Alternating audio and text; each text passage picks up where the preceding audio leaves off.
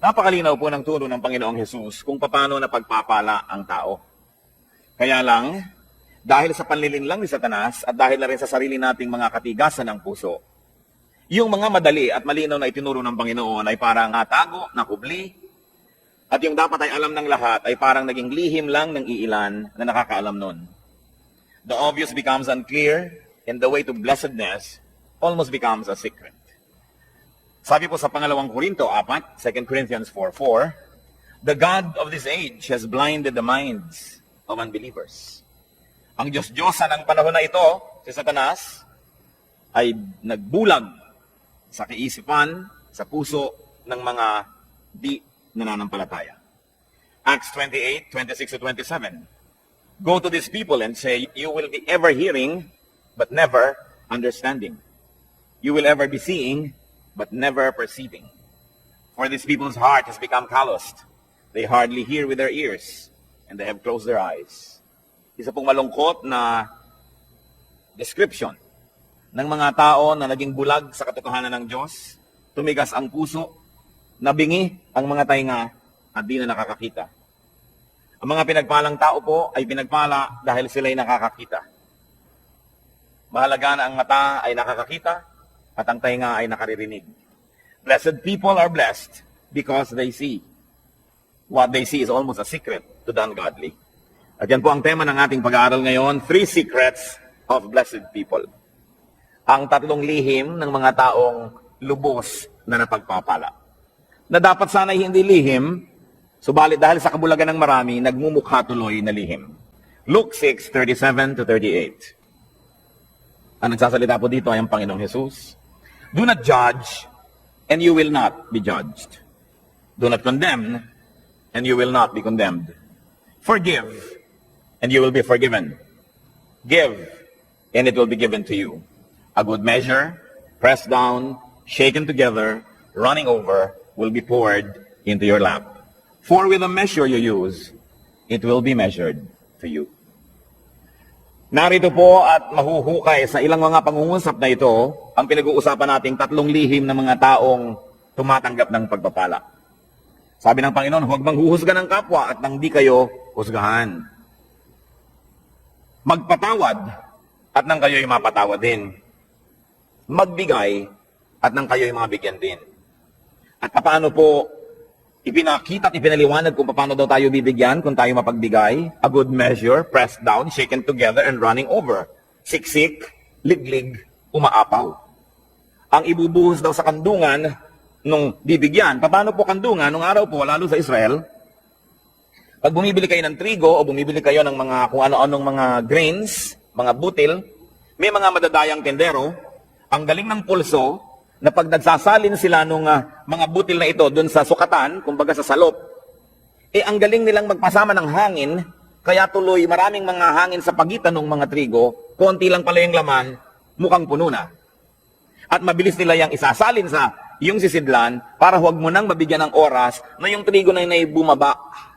Kasi pag tumagal, bababa yun Malalaman mong may kulang pala sa sukatan.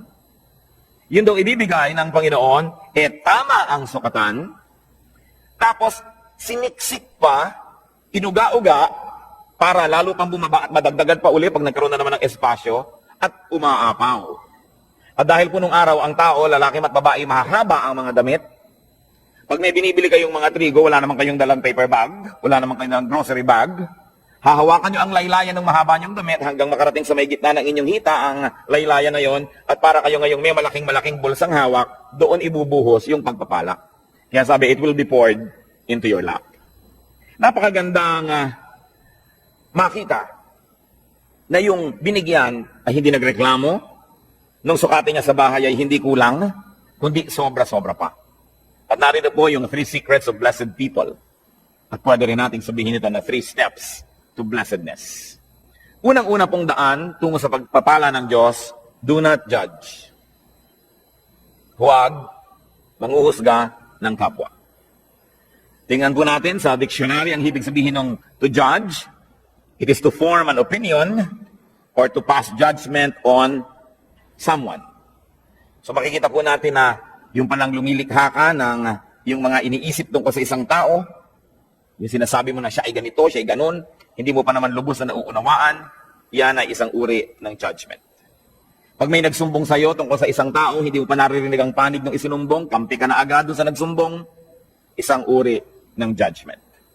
May nabalitaan ka, hindi mo naman nalaman kung anong paliwanag ng kabilang partido, bumuo ka na agad ng pasya kung sino ang tama at mali, sino ang masama at mabuti, isang uri na naman ng judgment. Huwag daw manghuhusga. Matthew 7:1-2, ang Panginoong Jesus, sabi niya, do not judge. This is another echo of what was said, or you too will be judged. For in the same way you judge others, you will be judged. And with the measure you use, it will be measured to you. What will happen if you judged? Ano pong mangyayari pag tayo naghatol sa kapwa? Malinaw na malinaw ang sinabi. You too will be judged. Pag ikaw ay humatol, hahatulan ka rin. Nino? Ng tao at ng Diyos.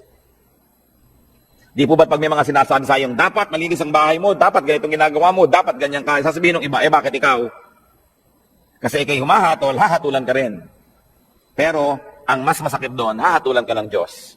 At yan ang mabigat na hatol. At ano naman po ang problema kung hahatulan tayo ng Diyos? Well, you will be found guilty.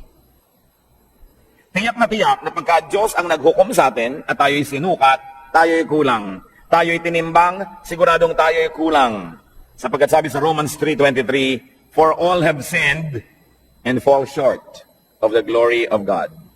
Lahat ay nagkasala at kinapos sa kaluwalhatian ng Diyos. May exempted ba?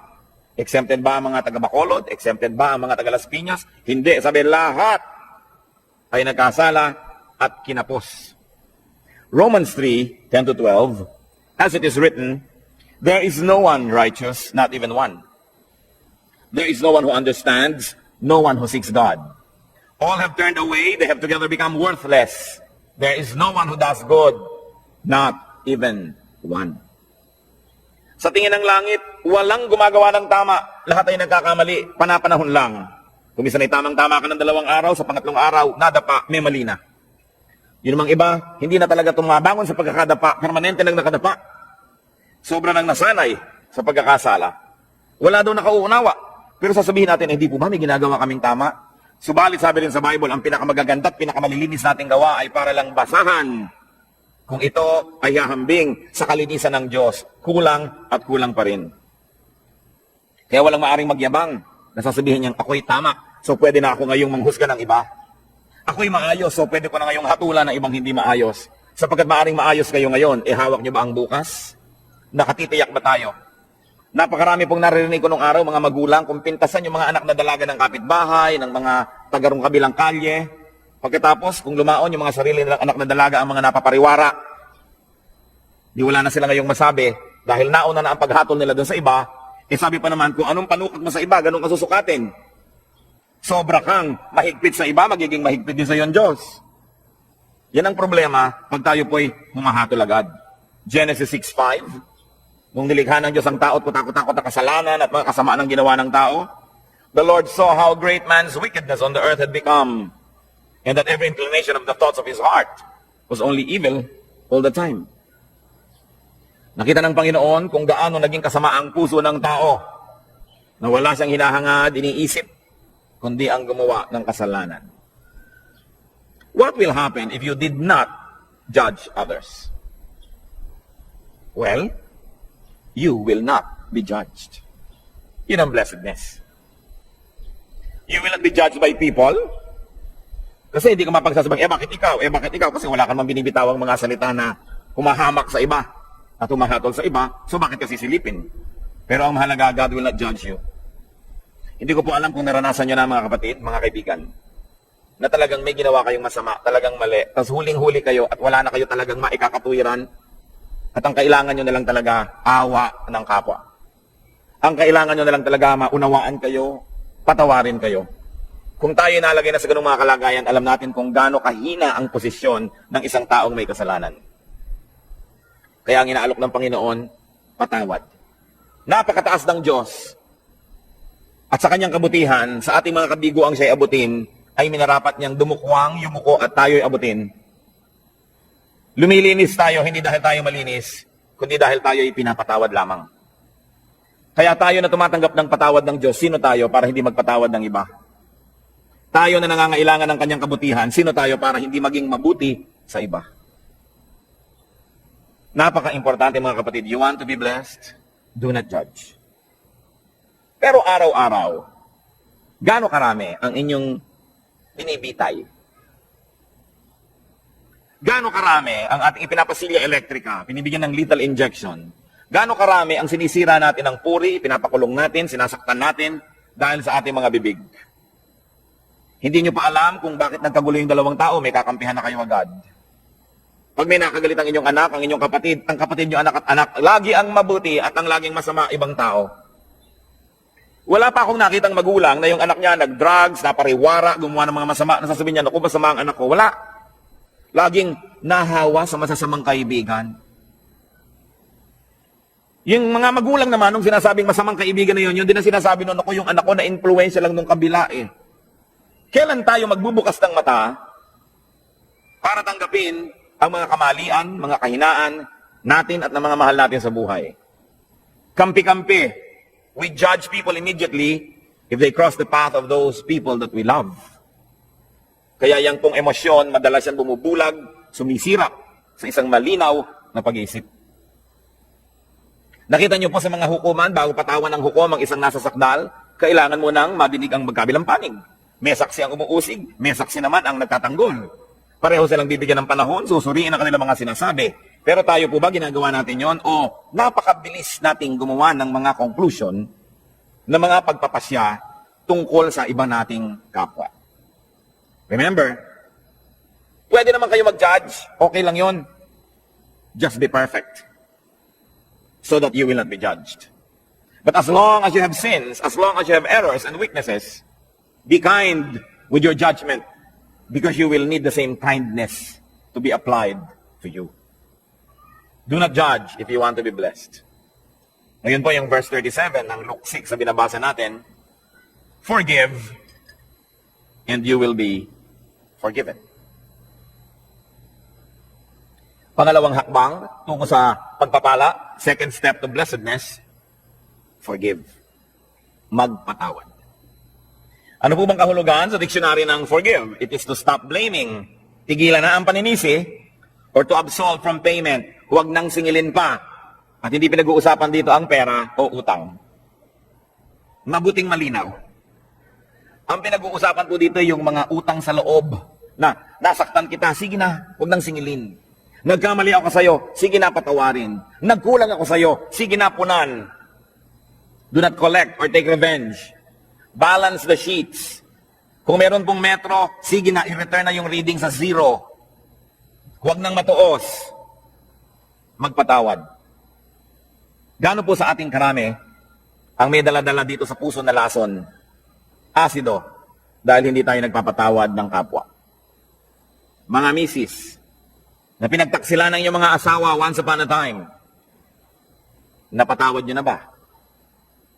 Kasi kung hindi pa kayo nagpapatawad, kahit pa nga kayo yung agrabyado, magiging dalawa ang pagka-agrabyado nyo. Kasi, hindi rin kayo patatawarin. Na bagamat hindi kayo naging taksil na asawa, maaaring may iba naman kayo ibang kasalanan na iuusig din sa atin ng langit. Kaya ang nagkataon ay pare-pareho lang tayong makasalanan. Iba-iba lang ang uri, anyo, hugis, kulay ng ating mga pagkakamali. Pero kung tutuusin, lahat din naman tayo ay may mga pagkakamali. At pag hindi kayo nagpatawad, kayo nagiging bilanggo ng taong kinamumuhian ninyo. Kung naaalala nyo siya, nawawalan kayo ng ganang kumain, nawawalan kayo ng ganang matulog, tumatamlay kayo. Pati sa pagnenegosyo nyo, nawawala kayo sa sarili, nagkakamali-mali ang sukle. Nalulugi pa rin kayo. Ipagpalagay na minsan na tayong nalugi, minsan na tayong nasaktan, minsan na tayong nahirapan. Pero habang di pa kayo nagpapatawad, patuloy pa kayong masasaktan. Kaya sa pagpapatawad, hindi lang yung taong nagkamali ang pinapalaya ninyo, kundi ang inyong mga sarili rin. Gaano karami ang dumating ngayon dito na may kinikim-kim sa puso na sama ng loob, galit, nakatanim na mga hinanakit. Sayang ang pagpunta nyo rito kung lalabas pa kayo sa pinto ng bulwagang ito na dala-dala nyo pa ninyan pauwi. Alam nyo po ba na kayo'y kinatagpo ng Panginoon ngayon, hindi ito isang aksidente? sapagkat nais niya tayong lahat palayain mula sa spirito ng hindi pagpapatawad. Kung ang Panginoong Jesus na walang kasalanan, hinampas, sinaktan, ipinako, pinagbuhat ng mabigat na troso, inalipusta, dinuran sa muka, binunutan ng bigote, sinampal, pinagsabihan ng mga masasakit na salita, sa kabila ng kanyang pagbuhay sa mga patay, pagpapagaling sa mga may sakit, pagpapakain sa mahihirap, sa kabila nun ay siya'y nagawa ng masama, subalit siya'y nagpatawad. Sino naman tayo para hindi magpatawad? Meron din naman tayong nagawang mga masasama. What will happen if you forgave? You will be forgiven. Kuminsan po, nalulungkot ako makita ang marami nating kababayang napaka-mga relihiyoso. Nagpapapako sa krus, naghahampas sa sarili, hinihiwa ng blade ang mga likod, dumidi pa, lumuluhod sa munggot asin, naglalakad ng paluhod, pinahihirapan ng sarili upang mapatawad sa kanyang mga kasalanan. Hindi naman lihim ang daan tungo sa kapatawaran. Hindi sinasabi ng Panginoon na, o para patawarin kita, pahirapan mo ang sarili mo, saktan mo ang sarili mo. Ano po ba ang Diyos natin? Sadistang Diyos? Na ikalulugod niya na makita na tayo nahihirapan, nagdurugo, nagpapawis ng dugo? Hindi siya ganon. Hindi hinihingi ng Diyos ang ating mga sakripisyo para niya tayo patawarin. Ang sinasabi lang ng Diyos, magpatawad ka sa kapwa mo at mapapatawad ka rin ng langit. Hindi natin kailangan gawin yung mga mahihirap na ginagawa ng marami. Kaya nakakalungkot po sapagkat po ang Biblia, ang salita ng Diyos ay hindi nakabukas at hindi tinatanggap ng bukas na puso. Maraming ginagawa ang taong nasasayang. Pinipilit niya magpunyagi, maghirap. Subalit hindi naman pala yun ang hinihingi ng Diyos. Magpatawad ka lang sa kapwa. Kaya kung tutuusin, parang mapalad ka pa nga pagka maraming nagkamali sa'yo eh. Kasi marami ka rin mapapatawad. Therefore, you position yourself in the path of God's forgiveness. That's why everything that happens can be a blessing.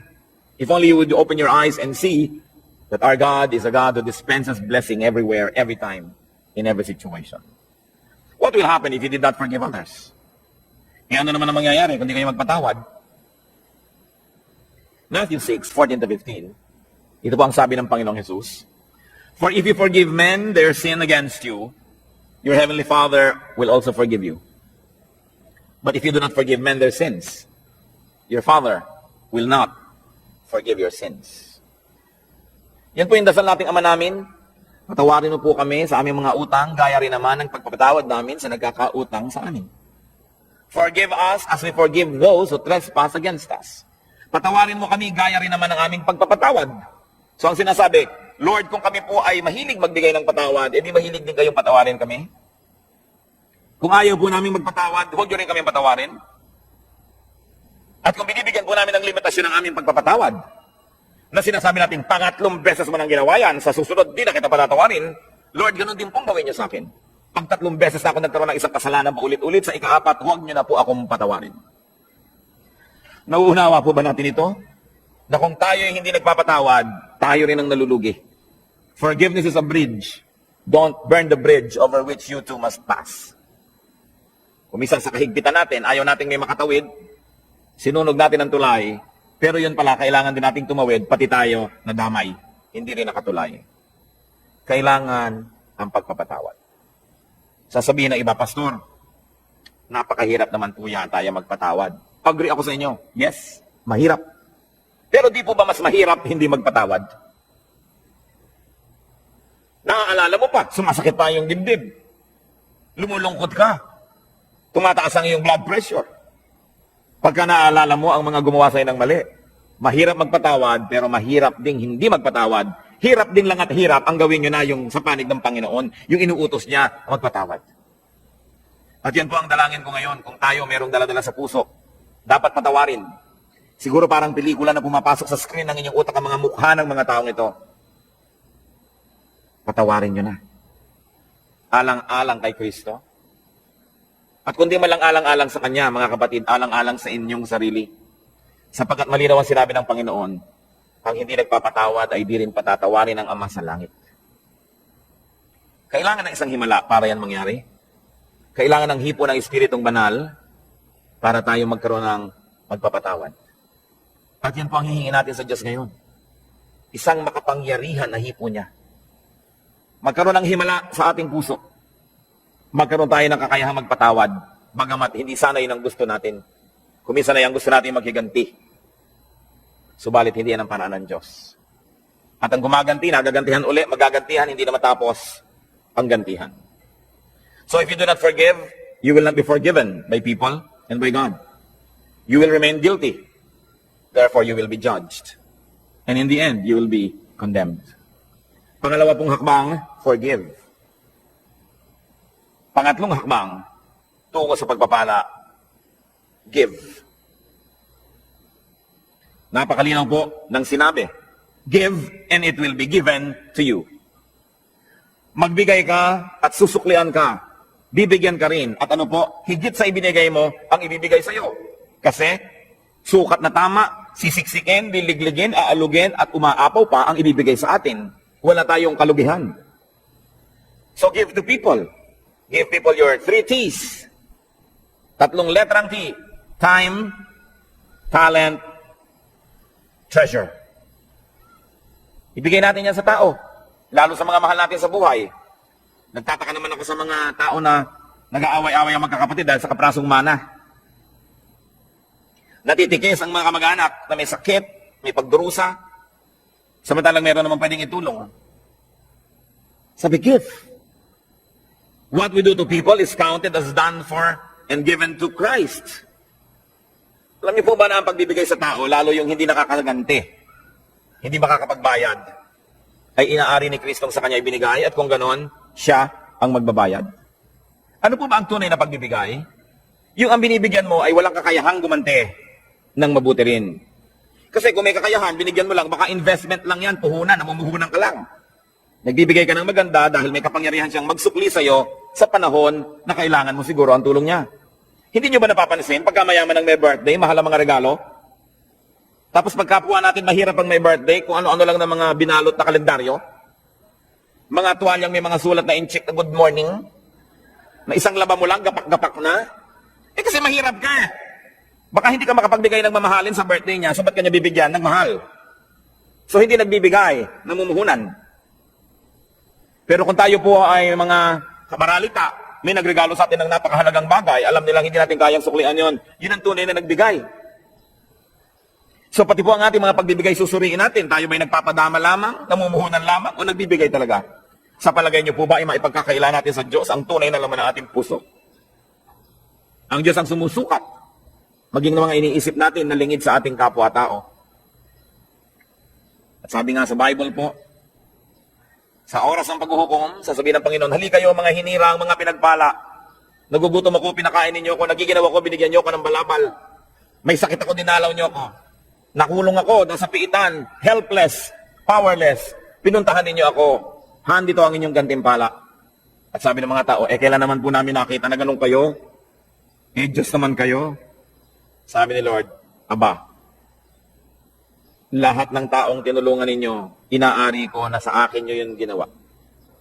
May tanong ako sa inyo. May gumawa ng mabuti sa anak nyo. Di ba tinatanaw nyo? Di ba mas natutuwa pa nga tayo na sa birthday ng anak natin may nagregalo kaysa sa sarili nating birthday? Di ba't kung may mga regaluhan sa Pasko, tinitingnan nyo yung anak nyo kung may nag-aabot man lang kahit isa at nasasaktan ng puso nyo na walang nagbibigay sa kanya? Lahat ng tao, likha ng Diyos. Mahal niya ang lahat ng tao. Pag nagbigay ka sa isa niyang minamahal na tao, lalo yung kapuspalad, yung walang pumapansin, hindi kaya niya alam? Hindi kaya niya tinatandaan?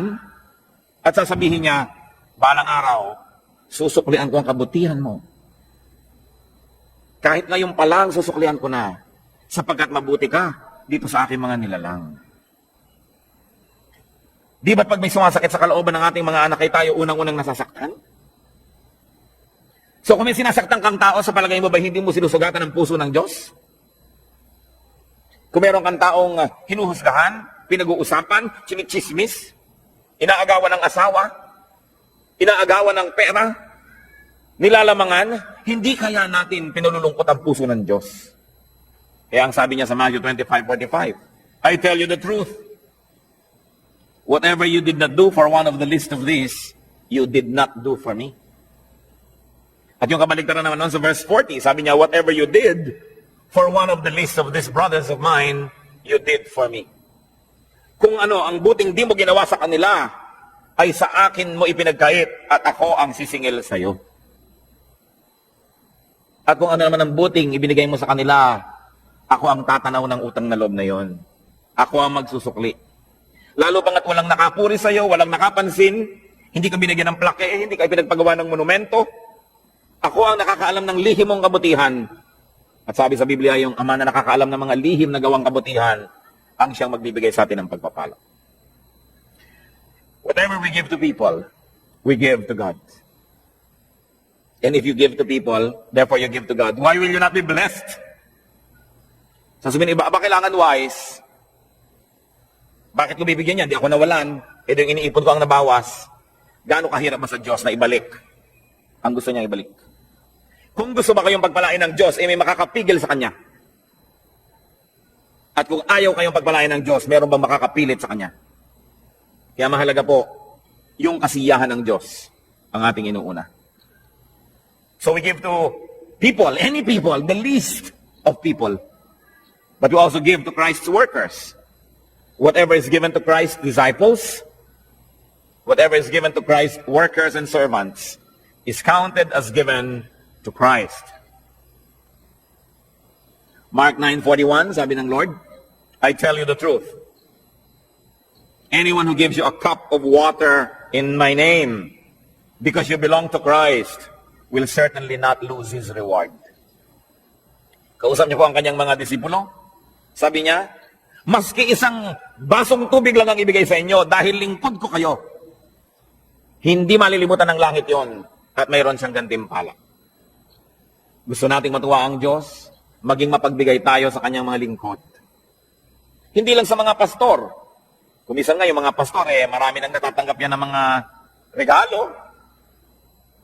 Pero yung bang mga singer, Bible study leader, Sunday school teacher, yung janitor, kasama rin yun sa gawain. Yung electrician, yung mga usherette, yung taga-piano, lahat yan ay mga lingkod ng Diyos. Hindi lang ang pastor. Naroon ba naman na darating kayo sa church, aabutan nyo man lamang ng kalahating kilong longganisa galing sa lokban? Itong pianista. Sa palagay nyo ba, hindi aariin ng Diyos yun, nasa kanya ibinigay? Lingkod niya yun? Mag-isip-isip tayo mga kapatid, sapagkat maiksi ang buhay. Kakaunti ang mga araw at bilang. Kailangan bawat araw, meron tayong nabibigyan, may nagagawa ng mabuti. Sapagkat ang lahat ng yan ay tinutuos ng langit. Pero mas mabuti sana na hindi natin ginagawa yun dahil tinutuos, kundi dahil talaga ang puso natin ay naging makadiyos na at ang likas sa Diyos ay mapagbigay. Ganon din naman ang ibinibigay natin sa church, sa gawain ng church, inaari rin yun na ibinibigay kay Kristo. What is given to the church is counted as given to Christ because the church is His body. Sabi po ng Ephesians 5:23, Christ is the head of the church. His body, of which He is the Savior. Kung ang iglesia, ang kapatiran ay si Kristo ang ulo at ang lahat ng narito ay bahagi ng kanyang katawan, kung may sinasaktan tayo na tao sa church, meron tayong tinitikis na gawain, may tinatalikuran tayong mga duty, edi ang tinitikis natin ay mga bahagi ng katawan ni Kristo. Pwede bang mahal mo ang isang tao, inaayos-ayos mo yung mukha, pinifacial-facial mo, minamasa-masahe, pagkatapos pinuputol mo yung mga daliri, minamartilyo mo yung tuhod, pwede ba yun? Dahil si Kristo ang pinuno ng iglesia, mamahalin natin ang lahat ng bahagi nito. Pagmamalasakitan, aalagaan, tutulungan. What will happen when we give to people, to Christian workers, to the church? We receive back what we give. Siksik, liglig, umaapaw. You can never outgive God. Katulad ng mga lingkod ng Panginoon, mga pastor, mga misyonero na marami nagre-regalo, tiyak na yung mga nagre-regalo doon dahil una nang naregaluhan noong manggagawa na yun ng Panginoon. Siguro na ipanalangin, siguro yung naturuan, na bigyan ng pangaral, na bless, kaya ngayon nagsusukli. Yan ang sinasabi, pag nagbigay ka, may babalik. Ngayon, kung walang nagbibigay sa iyo, kapatid, edi mag-isip-isip ka rin. Baka naman hindi ka rin nagbibigay kasi. Because if you are a blessing to people, the same people will also be blessings to you. Because life is a circle Pabalik-balik lang. We inhale, we exhale. Araw, gabi, dilim, liwanag. Give, receive. Yan ang buong circle. Ngayon, kung kayo lamang i-receive ng receive, one way. Nakita po ninyo ang mga estero dito sa Maynila, mga kanal, bakit mabaho? Bakit ayaw lumakad ng tubig? Kasi barado. Dahil ang mga ilog dito, sa dami ng bara, tanggap lang ng tanggap ng mga dumadating pang tubig, dumadating na kalat, hindi naman ibinibigay, hindi naman lumalakad, tanggap lang ng tanggap, bumabara tuloy. Ano ba ang magandang ilog? Di po ba't yung umaagos? Na narito ako, tatanggap ako, ibibigay ko. Tatanggap ako, ibibigay ko. May agos. Pag tumatanggap tayo ng pagpapala ng Diyos, meron tayong ginagamit sa sarili, may ibinibigay tayo, may agos. Pero kung sinosolo mo, ang kamay mo'y punong-puno na ng mga luma at mga hampok at mga bilasa na mga pagpapala, paano ka tatanggap ng bago? Kailangan kasi pag may pagpapala, ibinibigay natin sa iba, tinatanggap natin yung iba, wala ka na namang laman, bibigyan ka na naman ng Diyos. How can you inhale when you have not exhaled? So it's a matter of giving and receiving. And we receive back what we give. Kaya sabi sa Luke 6:38, give and it will be given to you. A good measure, pressed down, shaken together, and running over, will be poured into your lap. At sa Luke 6:38, for with the measure you use, it will be measured to you. Kuripot po ba kayo sa kabutihan? Magiging kuripot din sa inyo ang langit. Mapagparaya ba tayo at mapagbigay? Ganon din ang tatanggapin nating atensyon mula sa langit. Because what you give is what you will receive. We will be judged and condemned, just like the way we judge and condemn others. So pag-ingatan ng bibig. We will be forgiven, just like the way we forgive. And we will be given, just like the way we give. May tatlong bagay pong kailangan tayong mga tao. Unang-una, kalayaan mula sa judgment, mula sa paghuhukom. Kasi lahat tayo guilty. Kailangan din nating mapatawad tayo, dahil tayo may kasalanan. At kailangan din nating tumanggap ng pagpapala ng Diyos. Simple. Para ang lahat ng yan ay maganap. Blessed people, or the people who will be blessed, do not judge. Suriin natin ang ating mga isip. Watch yourself. Blessed people, forgive. Check your heart. And make it a habit to forgive. Baliktarin po natin ang ating mga kostumbre. Kasi kung minsan, ang nakaugalian na natin, magtanim ng sama ng loob, maghinanakit, hindi kumikibo, pero galit pala. Baliktarin natin yon. Sabi sa Romans chapter 12, be renewed by the changing of your mind. Palitan na ang paraan ng pag-iisip. Alisin na yung mga lumang paraan na hindi naman nakabubuti. Make it a habit to forgive. That when people wrong you, immediately, your instant reaction is to forgive. Habit yan. It can be formed. It is a learned behavior. And God can help us. And of course, a way to blessedness, a way to prosperity is to give. Suriin natin ang ating mga sarili. Hindi naman dapat lihim ang mga bagay na ito. Ibinunyag na ng Panginoon. Nagiging lihim lang sa mga nagbubulag-bulagan at nangagbibingi-bingihan. Panginoong Diyos, suriin niyo pong puso namin. Turuan mo kami, Lord, na tunay na maging marunong. Karunungan na kumikilalang ang tamang gawin yung ipinagagawa niyo. In the name of Jesus, I rebuke all work of Satan and all deception of the evil one in the hearts of these men and women before the Holy God. We rebuke and drive away the deception, the burdens, the heaviness, the darkness, and we declare freedom for the people who are opening their hearts to the Lord today. Tanggapin natin ang kalayaang magpatawad, ang kalayaang maging makadiyos, ang kalayaang maging malinis, at nawa ang pagpapala ng Panginoon lalo pang sumagana sa buhay ninyo.